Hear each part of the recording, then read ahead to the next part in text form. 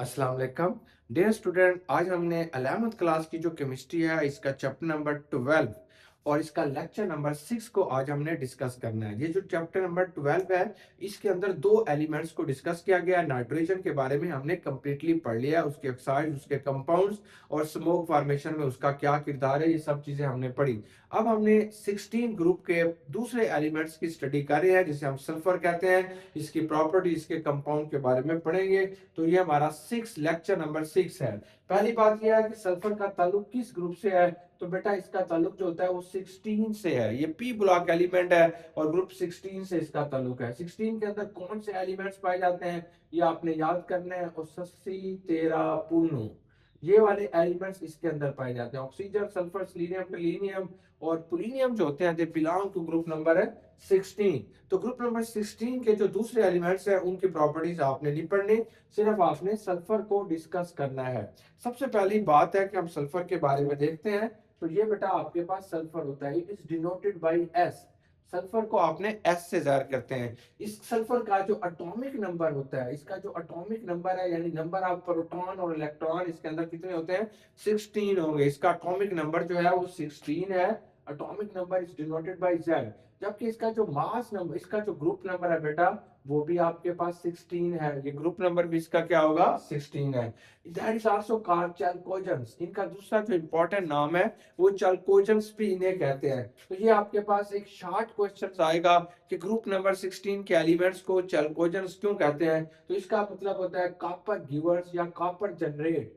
Copper givers are copper givers, तो आप इन्हें कॉपर गिवर्स कहते हैं या कॉपर जनरेट कहते हैं। आमतौर पर ये जो सल्फर के कंपाउंड्स होते हैं ये वहां पे पाए जाते हैं जहां पे कॉपर होगा, यानी कॉपर और सल्फर मिल के ओर्स बनाते हैं। जैसे बेटा आपके पास कॉपर सल्फाइड होगा C2S, कॉपर सल्फाइड होगा, इसलिए आप इन्हें चैल्कोजेंस कहते हैं। तो बाज़ औक़ात ये एमसीक्यूज भी आ जाएगा, ये सारे एलिमेंट्स लिखे गए होंगे तो आपसे पूछेगा कि विच वन इज ए चैल्कोजेंस। तो आपने बताना होगा कि ये सिर्फ 4-5 एलिमेंट जो होते हैं वो चैल्कोजेंस कहलाते हैं, बाकी नहीं। अब इसकी फिजिकल अपीयरेंस कैसी है, दिखने में कैसा है। तो ये बेटा येलो कलर का होता है। येलो कलर का एक नॉन मेटल होगा। दिखने में ये एक येलो कलर का एक है जो है वो नॉन मेटल है, जो आमतौर पर धमाका खेज चीजों के अंदर इस्तेमाल किया जाता है। अब इसकी बात करते हैं इलेक्ट्रॉनिक कॉन्फ़िगरेशन की, कि सल्फर के अंदर इलेक्ट्रॉन की क्या तरतीब है। सल्फर के अंदर बेटा 16 इलेक्ट्रॉन होते हैं। पहला 1s यानी पहले s के अंदर इसके 2 इलेक्ट्रॉन होते हैं। 2s के अंदर भी इसके 2 इलेक्ट्रॉन होंगे। 2p के अंदर बेटा इसके 6 इलेक्ट्रॉन होते हैं। 3s के अंदर इसके 2 इलेक्ट्रॉन होंगे। 3p के अंदर इसके 4 इलेक्ट्रॉन होंगे और 3d यहाँ पे एम्प्टी होता है। ये इसकी इलेक्ट्रॉनिक कॉन्फ़िगरेशंस होती हैं। अब इसका मेल्टिंग पॉइंट क्या है, इस किस टेम्परेचर पे ये मेल्ट होगा। ये 113 डिग्री सेंटीग्रेड पर मेल्ट होगा। जब ये मेल्ट होगा तो हनी येलो, जैसे हमारे पास शहद होता है पीला पीला हनी की तरह येलो किस्म का आपको नजर आएगा। इसका बॉइलिंग पॉइंट क्या होता है, ये 445 डिग्री सेंटीग्रेड इसका बॉइलिंग पॉइंट है। जब ये बॉयल करेगा तब ये डार्क ब्राउन कलर में तब्दील हो जाएगा। कोवलेंट रेडियस, अगर दो सल्फर के एटम के दरमियान में फासला देखा जाए तो 104 पिकोमीटर होगा। इसका आयनिक रेडियस कितना होता है, 184 पिकोमीटर। ये एमसीक्यूज आएंगे, आपने याद करना है। इसकी जो आयोनाइजेशन एनर्जी होती है वो 1000 किलो जूल पर मोल है। इसकी आयोनाइजेशन एनर्जी थोड़ी ज्यादा होती है because it is a non metal. आप जानते हैं नॉन मेटल की आयोनाइजेशन एनर्जी ज्यादा होगी। इसकी जो इलेक्ट्रॉन एफिनिटी है वो -200 किलो जूल पर मोल है। इसकी जो इलेक्ट्रॉन एक्टिविटी है वो 2.5 है। डेंसिटी जो इसकी आ जाती है वो 2.07 ग्राम पर सेंटीमीटर क्यूब होगी। अब इसकी जो कॉमन ऑक्सीडेशन स्टेट्स हैं, किस ऑक्सीडेशन स्टेट्स में पाया जाता है, it can be show. Oxidation state जो होती है -2 भी होती है, 0 भी होती है, +2 भी इसकी ऑक्सीडेशन स्टेट है, +4 भी और +6 भी होगी। कॉमन बॉन्डिंग, आम तौर पर ये किस किस्म की बॉन्डिंग शो करेगा। सल्फर मुख्तलिफ कंपाउंड्स के साथ जब मिलता है तो ये कोवलेंट बॉन्ड बनाता है। कोवलेंट बॉन्ड, ज्यादातर जो इसकी बॉन्डिंग होती है वो कोवलेंट बॉन्ड के जरिए जुड़े हुए होते हैं। कैसे बेटा, जैसे H2S है, ये एक कोवलेंट बॉन्ड इसने बनाया हुआ है। H2SO4 है, यहाँ पे भी इसने कोवलेंट बॉन्ड बनाया हुआ है। ज्यादातर ये कोवलेंट बॉन्डिंग शो करेगा। अब इसके शॉर्ट क्वेश्चंस आते हैं जो आपने अपनी बुक के अंदर देखने हैं। पहला इसका शॉर्ट क्वेश्चन आता है कि रिएक्टिविटी ऑफ सल्फर। तो आपने याद रखना है कि हमारी बुक के अंदर ये हेडिंग तो दे दी गई है कि रिएक्टिविटी ऑफ सल्फर, लेकिन इससे आगे नहीं बताया गया कि ये मोस्ट रिएक्टिव है या लीस्ट रिएक्टिव है। तो यहाँ पे आपने शॉर्ट क्वेश्चंस के तौर पर लिख लेना है why sulphur is a least reactive, why sulphur, कि ये जो सल्फर होता है, why sulphur is a least reactive element, कि ये जो सल्फर होगा ये लीस्ट रिएक्टिव क्यों होता है, यानी ये दूसरों के साथ ज्यादा तेजी के साथ रिएक्शन क्यों नहीं करता। तो इस चीज को हम कहते हैं कि एक लीस्ट रिएक्टिव एलिमेंट होगा, दूसरों के साथ जल्दी जल्दी रिएक्शन है नहीं करता।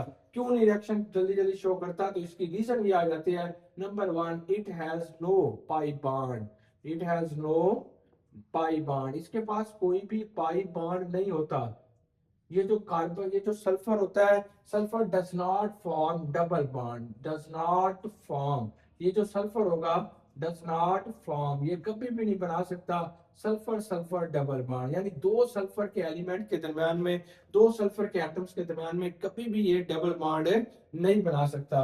ये डबल बॉन्ड अगर इसके अंदर होता तो ये मोर रिएक्टिव होगा, जैसे ऑक्सीजन के अंदर डबल बॉन्ड होता है तो इसलिए वो मोर रिएक्टिव होता है, क्योंकि रिएक्टिव उसे कहते हैं जो अपने इलेक्ट्रॉन किसी को डोनेट कर देगा। ऑक्सीजन जो है वो जल्दी जल्दी अपने इलेक्ट्रॉन डोनेट कर देता है, इसलिए आप उसे कहते हैं वो मोर रिएक्टिव है। ये पाई बॉन्ड बना नहीं सकता, डबल बॉन्ड बना नहीं सकता, इसलिए ये लीस्ट रिएक्टिव है। ये क्यों नहीं बना सकता, एक इसकी वजह ये है कि इसके अंदर जो जो इसके पाई बॉन्ड बनाने वाले जो ऑर्बिटल होते हैं, यानी 2p और 2pz, 3p और 3pz, जिन्होंने बेटा पाई बॉन्ड बनाना होता है, ये लार्ज इन साइज होंगे, ये लार्ज इन साइज होंगे, इनका साइज बहुत बड़ा होता है। नंबर टू, जब ये ओवरलैपिंग करेंगे तो ये बहुत ज्यादा पुअर होगी, ओवरलैपिंग इनकी बहुत ज्यादा क्या होगी बेटा, वीक होती है, पुअर होती है, ये ओवरलैपिंग जल्दी टूट जाती है, इसलिए आप इसे कहते हैं कि ये डबल बॉन्ड नहीं बना सकता। मतलब ये सल्फर है तो इसके अंदर ये जो पी वाई है, एक सल्फर एटम का दूसरे सल्फर एटम का, ये लार्ज साइज होने की वजह से ये आपस में ओवरलैपिंग नहीं कर सकता, ये वीक बॉन्ड बनाएगा, पुअर बॉन्ड बनाएगा, इसलिए ये दूसरों के साथ जल्दी रिएक्शन है नहीं करता। अब सल्फर की दूसरी एक इंपॉर्टेंट प्रॉपर्टी ये है कि सल्फर आपस में मिलता जाता है और लंबी लंबी चेन्स बनाता है। सल्फर के एटम्स का इस तरह आपस में मिलके एक लंबी chain banana, that is called catenation. इस अमल को बेटा जो आपने कहना है वो कैटिनेशन कहलाता है। कैटिनेशन की डेफिनेशन भी आ सकती है, व्हाट इज कैटिनेशन, तो आप कहेंगे सेल्फ लिंकेज ऑफ, ये जो प्रोसेस होता है इसे आप कहते हैं ये एक सेल्फ लिंकेज होती है, सेल्फ लिंकेज होती है, self linkage of similar atoms. ये सिमिलर एटम्स आपस में मिलते हैं, सिमिलर एटम्स आपस में मिलते हैं टू फॉर्म, इसके बाद वो बनाएंगे लॉन्ग चेन, एक बड़ी सारी लंबी चेन बनाते हैं जिसमें सेम एटम, एक तरह के एटम आपस में मिलके लंबी चेन बनाएंगे, that is called self linkage या that process known as a catenation. तो ये जो सल्फर होगा ये कैटिनेशन शो करता है, और कैटिनेशन के अंदर ये जो सल्फर सल्फर का बॉन्ड होता है ये थोड़ा स्ट्रॉन्ग बॉन्ड होता है। इस बॉन्ड को तोड़ने के लिए तकरीबन 263 किलोजूल पर मोल एनर्जी देनी पड़ती है, ये बहुत ज्यादा एनर्जी है, इसलिए भी ये आपके पास क्या होता है बेटा, लीस्ट रिएक्टिव होता है। दूसरी बात यह है कि सल्फर की जो स्ट्रक्चर बनती है वो क्राउन लाइक स्ट्रक्चर होती है। ये सल्फर के 8 एटम होंगे, आपने ऐसे बनाना है, एक सल्फर, ये दूसरा सल्फर, ये बेटा तीसरा सल्फर, फिर एक सल्फर चौथा इधर बना देना, ये 5 सल्फर, यानी ऊपर वाली लेयर में आपने 5 सल्फर बना देने हैं। फिर एक सल्फर आप इधर बना दीजिएगा, एक इधर बना दीजिएगा, एक इधर, 3 सल्फर नीचे बनाने हैं, पहले को पहले से मिला दीजिएगा, दूसरे को दूसरे से मिला दीजिएगा, that is known as a crown structure. इसको हम कहते हैं ये क्राउन, क्राउन लाइक स्ट्रक्चर होती है। क्राउन किसे कहेंगे, जो ताज होता है, बादशाह का ताज, जो ताज होता है, छोटे बच्चे भी पहनते हैं ताज, इस ताज को आपने क्राउन लाइक स्ट्रक्चर कहते हैं। अब इसका आपके पास नाम क्या होगा, इसको हम कहते हैं साइक्लो, ये साइक्लो होगा, ये साइक्लो आपके पास आ जाता है सल्फर, साइक्लो सल्फर S8 होगा, और ये क्राउन मॉलिक्यूल, इसे आपने क्राउन मॉलिक्यूल कहते हैं, तो ये आपके पास इसका नाम होगा। तो ये जो सल्फर का ये जो मॉलिक्यूल है इसको तोड़ना थोड़ा मुश्किल हो जाएगा, इसलिए भी सल्फर जो होता है वो लीस्ट रिएक्टिव होगा। लेकिन सल्फर जो होता है मेटल्स और नॉन मेटल्स के साथ मिलकर मुख्तलिफ किस्म के कंपाउंड्स बनाता है, जिनको आपने सल्फाइड्स कहते हैं। जैसे सोडियम के साथ मिलेगा तो आप इसे सोडियम सल्फाइड कहेंगे, लेकिन ये अंडर ड्रास्टिक कंडीशन में ये काम करेगा, ये सोडियम सल्फाइड बनेगा। और बेटा इसी तरीके से हमारे पास Na2S बनेगा, ये सोडियम सल्फाइड है, ऐसे H2S बनता है, ये चीजें, लेकिन ये थोड़ा लीस्ट रिएक्टिव होगा। अब oxidation state of sulphur, sulphur जो होता है वो बेटा वेरिएबल ऑक्सीडेशन स्टेट शो करेगा। Sulphur can show 0 oxidation state, -2 oxidation state, इसके अलावा +2, +4 और +6 ऑक्सीडेशन स्टेट शो करता है। 0 ऑक्सीडेशन स्टेट कहाँ शो करेगा? जब ये एक आपके पास इंडिपेंडेंट एटम या मॉलिक्यूल की शक्ल में होता है, तब ये 0 ऑक्सीडेशन स्टेट शो करता है, जैसे ये S8 है। इस शक्ल के अंदर सल्फर की जो ऑक्सीडेशन स्टेट होगी वो बच्चों 0 होती है। अब सवाल पैदा होता है कि ऑक्सीजन ऑलवेज, ये भी शॉर्ट क्वेश्चन आ सकता है कि ये जो ऑक्सीजन और सल्फर एक ही ग्रुप से ताल्लुक रखते हैं, तो ये जो ऑक्सीजन होगा ऑलवेज शो, ये हमेशा शो करता है, always show -2 oxidation state. Oxygen हमेशा हमेशा सिर्फ और सिर्फ -2 ऑक्सीडेशन स्टेट शो करता है। ज्यादातर इसकी ऑक्सीडेशन स्टेट जो होती है वो -2 होती है, लेकिन सल्फर की जो ऑक्सीडेशन स्टेट होती है वो +2 भी होती है, +4 भी होती है, +6 भी होती है। वाई, अब एक बात आपने याद रखनी है कि ये जो ऑक्सीडेशन स्टेट होती है that is directly proportional to the number of unpaired electron. तो आप कहेंगे ये ऑक्सीडेशन स्टेट, किसी भी एलिमेंट की जो ऑक्सीडेशन स्टेट होगी बेटा आपने याद रखनी है, is directly proportional to the number of unpaired electron. Unpaired electron किसे कहते हैं? वो इलेक्ट्रॉन जो अकेले होते हैं, सिंगल होते हैं, जो डबल नहीं होते, उनको आपने अनपेयर्ड इलेक्ट्रॉन्स कहते हैं। अब पहले हमने ऑक्सीजन को देखते हैं। देखो ऑक्सीजन की जो इलेक्ट्रॉनिक कॉन्फ़िगरेशन है उसे देख लीजिएगा। ऑक्सीजन के पास 8 इलेक्ट्रॉन होते हैं, 1s में 2 होंगे और 2s में बेटा इसके 2 होते हैं, 2p के अंदर इसके कितने होंगे? 2 होते हैं। और सॉरी, ऑक्सीजन के 2p के अंदर कितने इलेक्ट्रॉन होंगे? 4 होते हैं, 4। अब इसको हम बना के देख लेते हैं। तो ये बेटा आपके पास क्या होगा? 2s होगा, इसके अंदर 2 इलेक्ट्रॉन है। अब ये आपके पास क्या होगा? 2p होगा, इसके अंदर कितने इलेक्ट्रॉन है? ये 4 है, 2 1 दे दो। अब देखें ये ऑक्सीजन जो होता है यहाँ पे आगे, यानी जो दूसरा शेल होता है, दूसरे शेल के अंदर सिर्फ 2 सब शेल पाए जाते हैं, एक 2s होता है और एक 2p होता है। आगे ये इलेक्ट्रॉन यहाँ से शिफ्ट होके आगे कहाँ जाए? तो इसके पास कोई भी एम्प्टी ऑर्बिटल नहीं है जहाँ पे ये इलेक्ट्रॉन ट्रांसफर हो जाए, इसलिए बेटा हम इसे कहते हैं कि इन सेकंड शेल के अंदर there is no 2d orbital, के 2d ऑर्बिटल नहीं होता, इसलिए जो ऑक्सीजन होगा सिर्फ एक ही ऑक्सीडेशन स्टेट शो करता है, वो -2 होती है। अब हम सल्फर को देख लें। सल्फर के पास जो होते हैं वो 16 इलेक्ट्रॉन होते हैं। अब ये 1s में 2 इसके होंगे बेटा, ये 2s में 2 होंगे, 2p में इसके 6 होंगे और 3s के अंदर इसके कितने होंगे? 2 होंगे और 3p के अंदर इसके कितने होंगे? 4। ये इसका वैलेंस शेल है। यही वैलेंस शेल जो होता है वो ऑक्सीडेशन स्टेट को शो करेगा। चलें, अब आपने सल्फर की ऑक्सीडेशन स्टेट्स को देखना चाहते हैं, तो आपने यहाँ पे क्या बना लिया? ये 3s बनाया। 3p के बाद जो होगा वो 3d भी होता है, इसमें पाया जाता है। 3s के अंदर कितने इलेक्ट्रॉन है? 2। और 3p के अंदर कितने इलेक्ट्रॉन है इसके? 4। ये 3p के अंदर, सॉरी ये 3p है, d नहीं है बेटा, ये 3p है, इसके अंदर ये 2 इलेक्ट्रॉन पाए जाते हैं, ये एक है, ये एक है।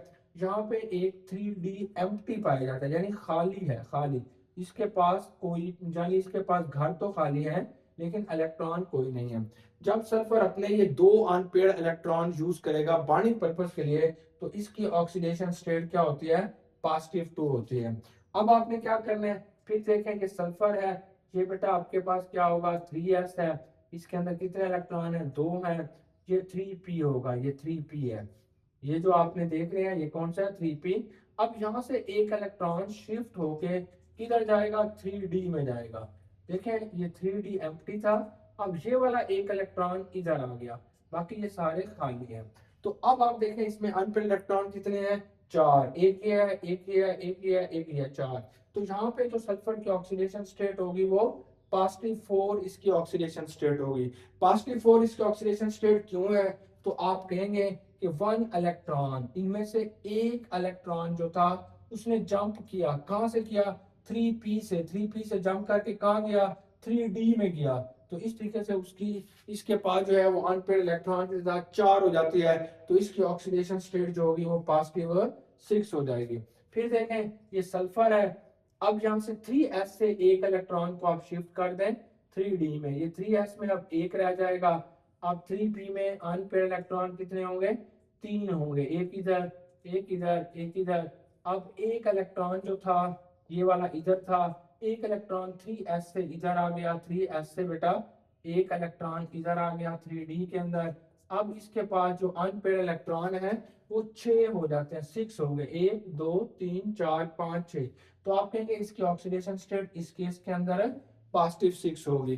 पॉजिटिव 6 क्यों हो गई, तो आपने रीजन बतानी है कि ये जो 3s था वहां पे 2 इलेक्ट्रॉन थे, अब 2 में से एक इलेक्ट्रॉन ने जंप किया, किधर चला गया 3d के एम्प्टी ऑर्बिटल में, यानी अकेला रहना पसंद करता है।